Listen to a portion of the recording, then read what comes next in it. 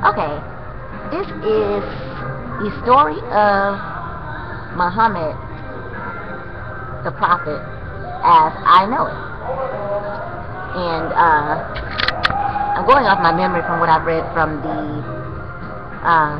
Life and Times of Muhammad by Ishaq bin something. I can't remember, but you can look it up. It's called the Life and Times of Muhammad. And like some of the stories come from like the hadiths. Okay. So like back in the day, like in 560s, 500s, like mid 500s, there were like these tribes. Okay. And like this big meteorite had hit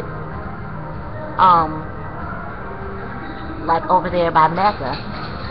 These big meteorites had hit the location, and like the people that were living there in the area, they turned it into like the place of worship.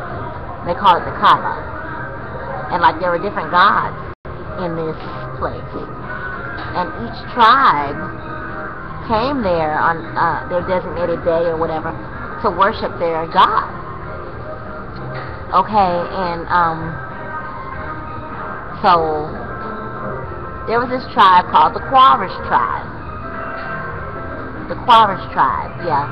And their god was Hunal. Hunal. Okay, and he was like the moon god. Okay, so that's the precursor. But in 563 AD, don't quote me on the number. I think it's 563, but like 560s. That's when Muhammad was born, and he was born. I think his something happened to his parents, as to where he was like an orphan, and his uncle and his grandfather kind of raised him. So that's how he was brought up in the Quraysh tradition, or the Quraysh tribe. Okay, so when he got like old enough,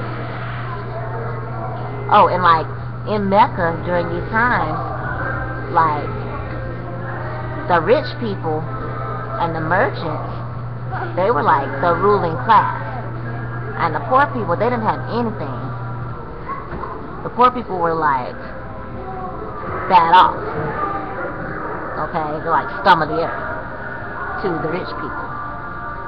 Okay, and so like when Muhammad like got of age, he married a merchant's widow. Her name was Khadijah.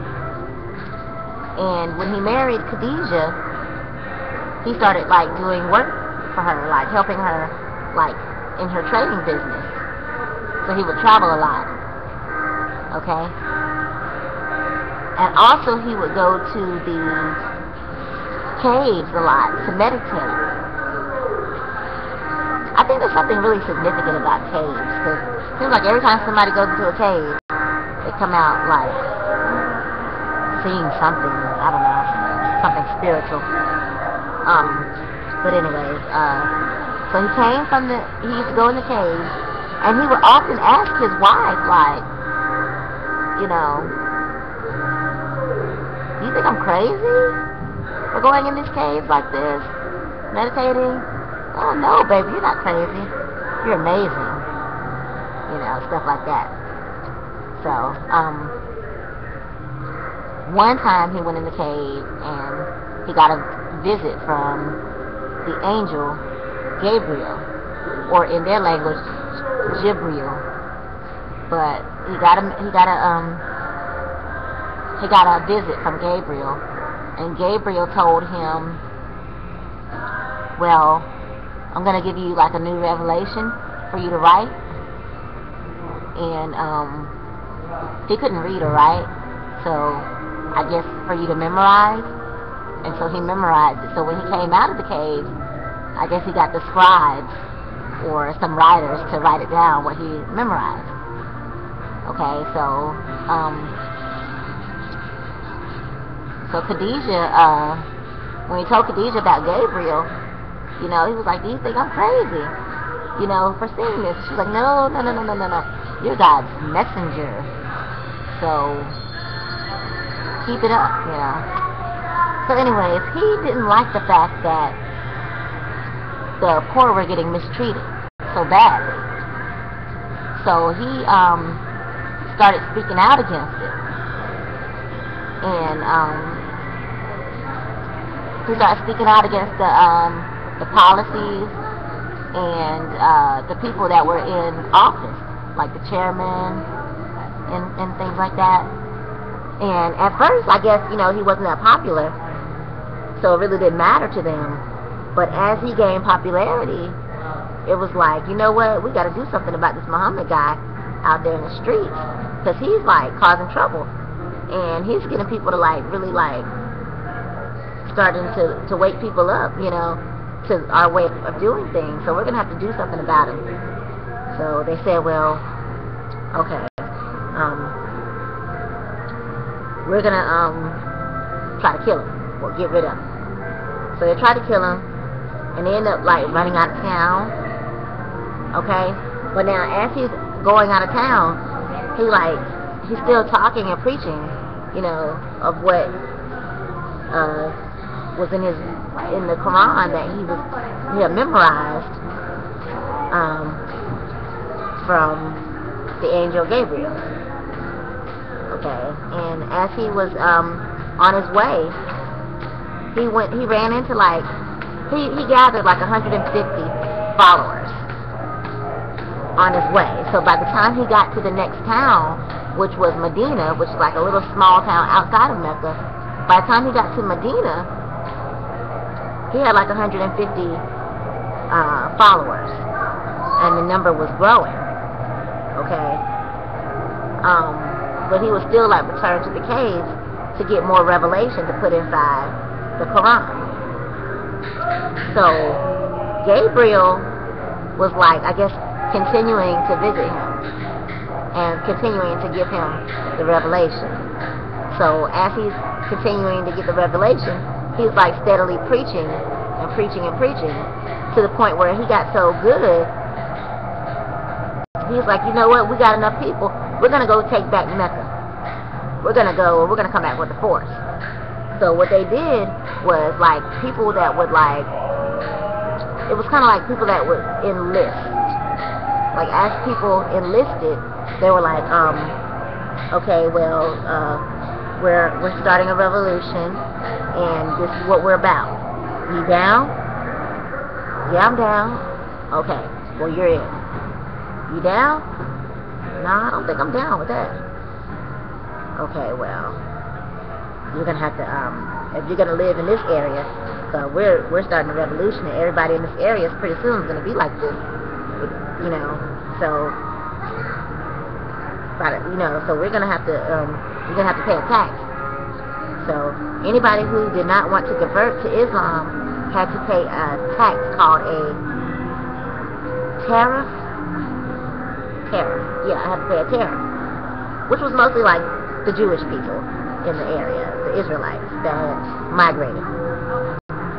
Okay, so by the time they got back to Mecca, first place he went was the Kaaba, and that's where the people went for the place to worship.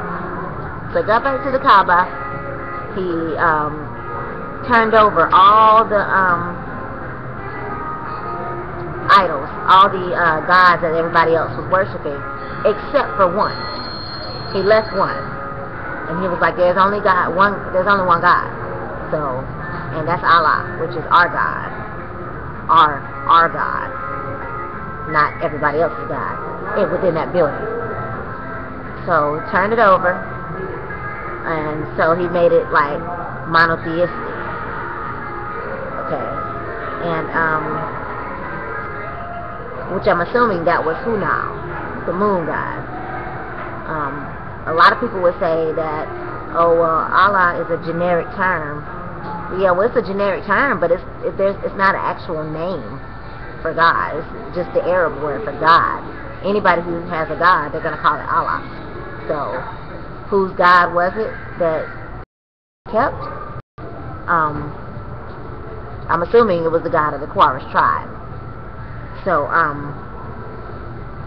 he turned it into monotheistic, and then from there he went into the city, and now he has like a whole bunch of people with him. So it's like, yeah, I'm bad now. I got a bunch of people with me. So they started like these raids, and they would be like Robin Hood, and they would like rob from the rich, give to the poor type thing. And on the way back to Medina, you know, they used to do a lot of like raids on the caravans that were coming through. So they did a lot of raids, and they took all the money, and the money that they got from the raids and the money they got from the tariffs kind of supported their cause to help them to grow. Okay, and yeah. So eventually Khadijah died, and he married like a few more times, like some other wives. And there's like different little side stories, but I'm not going to go into detail about every little bit of his life. But that's pretty much the gist of it until he got old and died. Oh, they made him chairman in Medina. They did make him chairman in Medina, and his religion just grew into what it is today. I think after he died, I think his nephew, I don't know why his son, but I think his nephew, I think that's where the Sunni and the Shiite comes from, is like the split off after he dies, of how they should continue his plight. And I think there was like discrepancies between his nephew and his son, so there's like the split off between there. It's like mostly political, but mostly, you know, he was a politician, and that's pretty much it. And what you have today is his writings of what he wrote in the Quran. So there you have it. That's the life of Muhammad. Don't forget to visit my website at www.easypaychecknow.weebly.com if you'd like to make some extra money. Alright, as always, have a good day. Bye.